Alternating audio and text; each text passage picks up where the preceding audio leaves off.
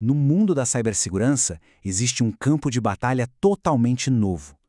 E hoje, a gente vai explorar como a inteligência artificial está aprendendo um idioma diferente, a linguagem do comportamento de um computador para caçar aqueles hackers super furtivos que se escondem bem debaixo do nosso nariz.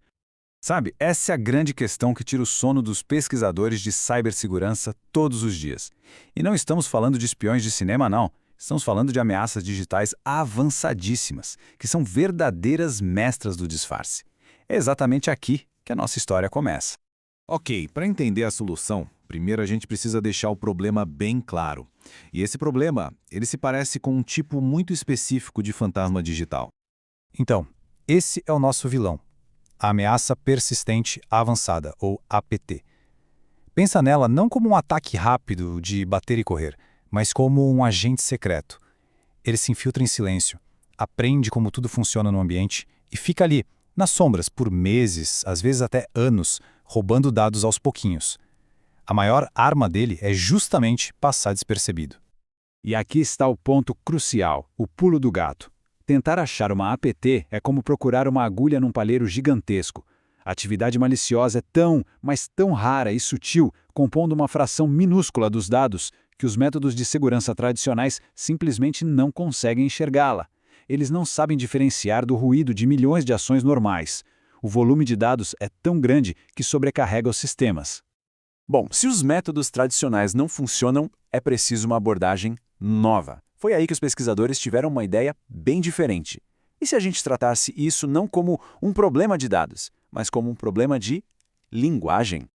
Essa é a grande sacada que moveu toda essa pesquisa. Em vez de só olhar para eventos isolados, e se uma inteligência artificial pudesse entender o contexto, a narrativa, sabe? O fluxo de como um processo se comporta ao longo do tempo. A beleza da hipótese está na simplicidade. A ideia é pegar aqueles logs de sistema que são super crípticos e traduzir em frases simples, tipo, o processo X abriu um arquivo, escreveu nesse arquivo e depois enviou dados. Quando a atividade do computador vira uma linguagem que a IA consegue ler, o sistema pode começar a identificar frases ou até parágrafos que soam estranhos, que não se encaixam na história normal do sistema. Com essa hipótese em mente, a equipe partiu para a ação. Eles começaram a construir e a treinar o seu novo detetive digital, um sistema que eles batizaram de APT-LLM. Esse fluxo de trabalho detalha o processo. Primeiro, eles coletam os dados do sistema e transformam em frases simples. Depois, o modelo de linguagem cria uma representação numérica, uma espécie de impressão digital única para cada frase. E por fim, um outro modelo é treinado só para reconhecer o que é uma impressão digital normal. Qualquer coisa que fuja muito desse padrão é marcada como uma possível ameaça. Essa arquitetura, então, usa duas IAs trabalhando em equipe.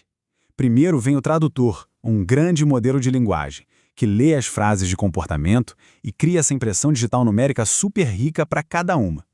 Em seguida, entra em cena o cão de guarda, um tipo de IA chamado autoencoder, que é treinado só com dados normais para virar um especialista no que é normalidade.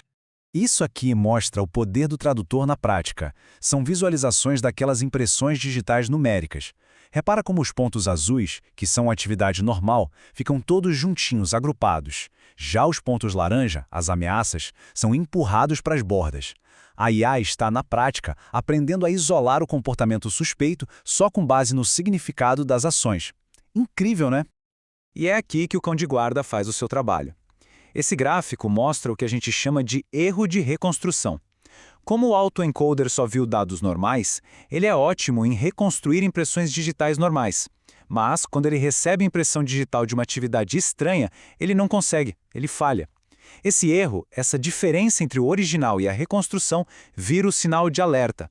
Erros altos, acima da linha pontilhada, são sinalizados como ameaças. Ok, a teoria é elegante e a mecânica toda parece fazer sentido. Mas a pergunta que não quer calar é: funcionou?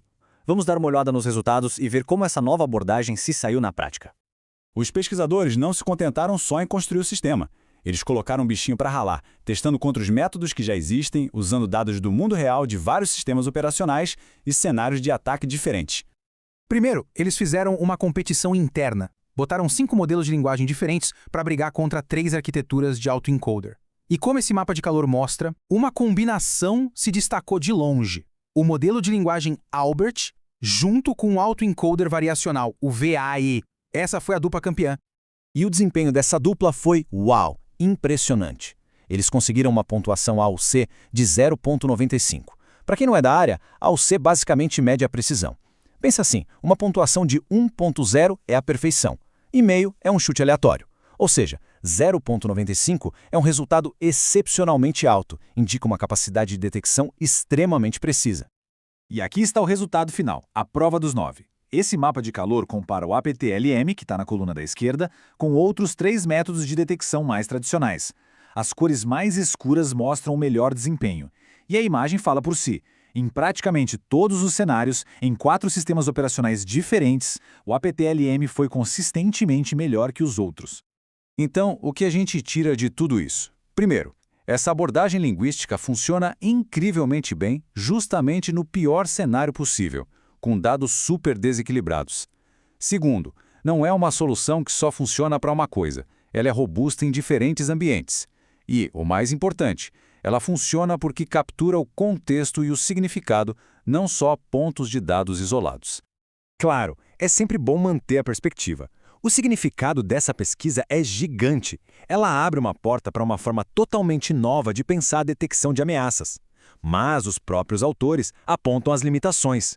Esses modelos são caros de rodar, computacionalmente falando, e embora eles possam dizer que algo está errado, explicar exatamente o porquê ainda é um desafio a ser superado.